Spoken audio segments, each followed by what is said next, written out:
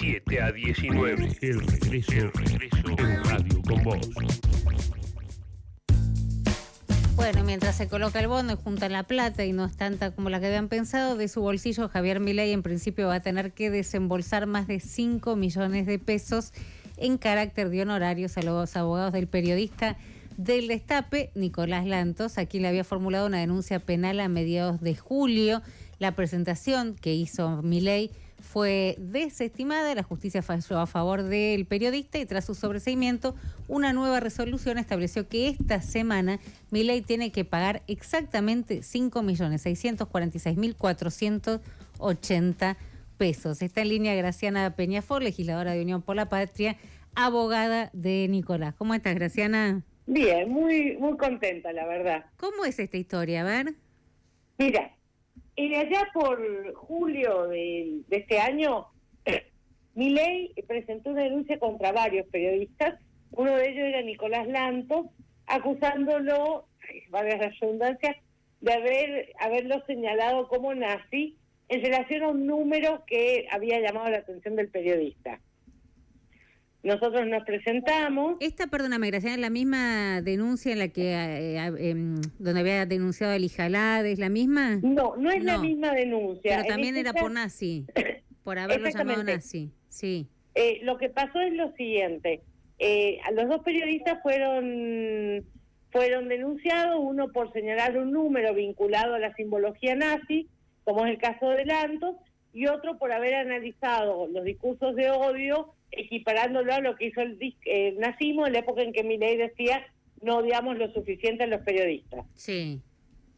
Bueno, en el caso de Nicolás Lantos, nosotros presentamos rápidamente una defensa señalando la torpeza de la denuncia, porque la verdad era una denuncia que no tenía ninguna posibilidad de prosperar, lo presentamos y luego presentamos el desestimiento de lo que había sucedido en el caso de Jan, el chico con autismo, sí, donde Milei se había excusado porque lo había hecho por vía de internet. Sí. Bueno, presentamos ese antecedente porque en este caso la publicación del Destape también había sido por vía internet, o sea, si vos opinás una cosa en un caso, vas a opinar lo mismo en el otro. Y finalmente fuimos a una suerte de audiencia en la cual Milei no se presentó. Ok, pero esa audiencia, que es una audiencia de mediación, ¿no? Era una audiencia para sellar amablemente el tema, ¿sí? Una suerte de mediación, sí, en el marco de una denuncia penal, porque lo que estaba haciendo Milei era denunciar al periodista Lantos por injurias y calumnias. Sí. Entonces, en el marco de una audiencia penal, nos llamaban una audiencia de mediación. Milei no va. Exactamente. Sucedió que Milei no se presentó. De hecho, nosotros señalamos en su momento que en ese momento el abogado de Milei, Oneto, no había presentado el poder. Se lo exigimos, presentó el poder, pero a la audiencia no se presentó. ¿Qué es lo que sucedió? Una vez que no se presentó, desistió de su derecho y nosotros y rápidamente desestimaron la denuncia y nosotros pedimos la fijación de costas. La verdad es que no se trata del dinero, voy a ser honesta. Es importante entender que hacer estas denuncias, a las que voy a llamar simpáticamente denuncias falopa, sí, es decir, denuncias sin ningún tipo de sentido, no puede ser una práctica habitual, porque el tiempo, estamos con esto desde principios de julio de este año, de 6 meses, en algo donde finalmente el denunciante ni siquiera se presentó, Romina. Sí, esa es la parte que hace más ruido. La pregunta que tenía Graciana es, digamos, en este caso, si siendo presidente de la Nación no podría igualmente sentirse calumniado o injuriado. Y la respuesta parecería ser que sí. No, es que te voy a decir por qué no puede sentirse. ¿Por qué? No digo en este caso en particular, digo en estas denuncias falopas de las que haces referencia. Lo que tiene que entender Javier Milei, que aunque no le guste, hay muchas noticias que pueden referir a él que tienen interés público. Y cuando reformamos la ley de injurias y calumnias, después del fallo Kimmel, dijimos que si hay esta información que tiene interés público, no puede ser objeto de injurias y calumnias. ¿Me entiendo? Sí. ¿Me explico? Sí. ¿Por qué? En el caso de Kimmel, en muchos casos, si vos esa información que le importa a la sociedad, el periodista tiene que poder darla, porque si no, usás el Código Penal para evitar que la sociedad conozca cosas que le interesan. Ahora, Graciana, ¿qué tal? Agustín Álvarez Rey te saluda, ¿cómo te va? ¿Cómo estás, Agustín? Bien, con respecto a esto que señalabas de que Oneto no se presentó, por lo tanto se dio por desistida, en términos formales no les dieron, la justicia no les dio la razón, sino que la causa se cerró porque la otra parte no siguió impulsando. No, la justicia terminó dándonos la razón, porque lo que sucedió es que antes a ver, primero, la justicia nos dio la razón. Forma posterior a darnos la razón, nos llamó a una suerte a una audiencia, porque lo que busca esto es evitar las condenas penales, ¿me explico? Uh-huh. Sí, Hola. Sí. Una instancia para evitar llegar a una condena. Exactamente. Sí. Y en esa instancia no se presentó. O sea que formalmente más allá, no es que haya caído la causa por falta de impulso, sino que les dio la razón y por eso las costas son a favor de ustedes. De hecho, cuando no se presentó, la justicia le impuso las costas al presidente precisamente por la manera de sancionar conductas obstruccionistas de lo que sería un modo de solución pacífico de contiendas, ¿me explico? ¿Y depositará o no depositará el presidente? ¿Qué decís? Y mira, yo quiero irme de vacaciones, así que espero que deposite. Pero esto lo tiene que hacer esta semana, ¿no? Tiene un plazo. A ver, tiene un plazo, como todo plazo va a ser seguramente ordenatorio, pero sí, en principio tiene un plazo.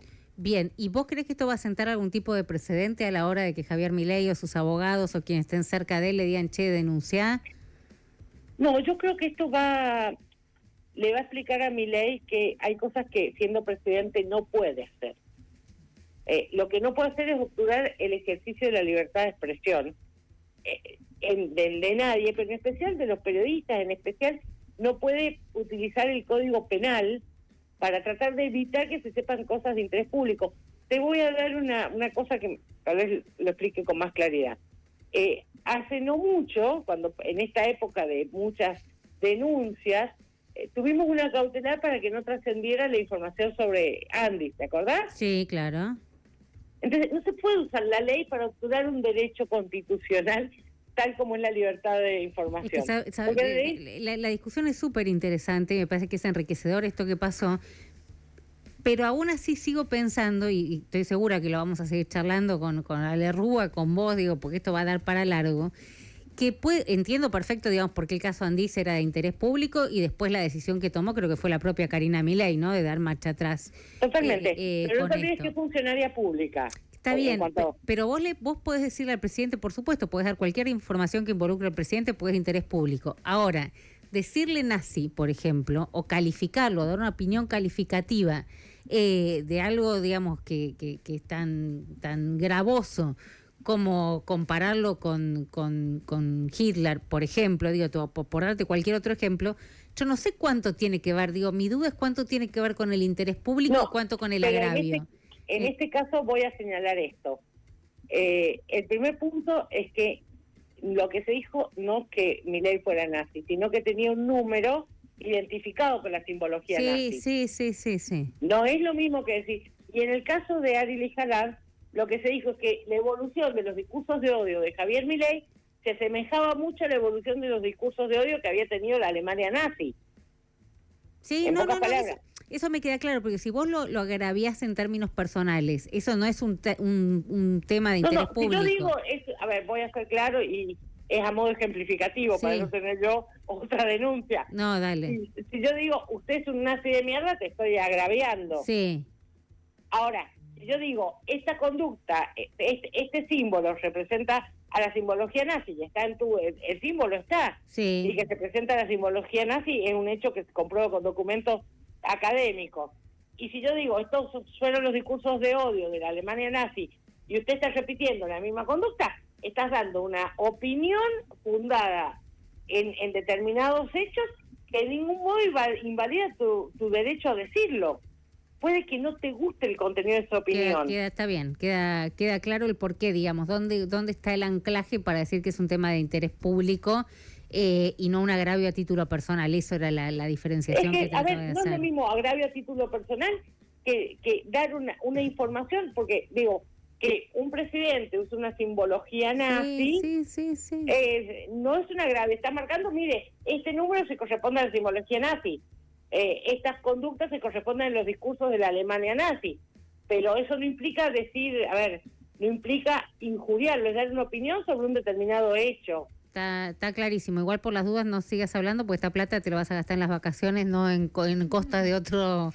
No, yo tengo la ventaja que a mí me descendería Rúa. Ah, claro, y no te cobra. Y no me cobra porque no puede, es mi socio. Exactamente. Pues, qué suerte que tenés. Mándale un beso grande a Ale. No tengo suerte, tengo buen ojo para elegir socio. Bien, mándale un beso grande a Ale Rúa, Graciana Peñafort, abogada. Igual quiero señalar algo que me parece importante.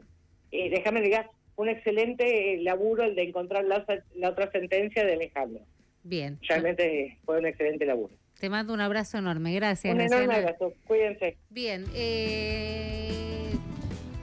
señor expresidente, ¿qué va a hacer? Bánquesela. Bánquesela. Bánquete el vuelto, diría Ale. Fantino, hace años no, meses. No, meses no.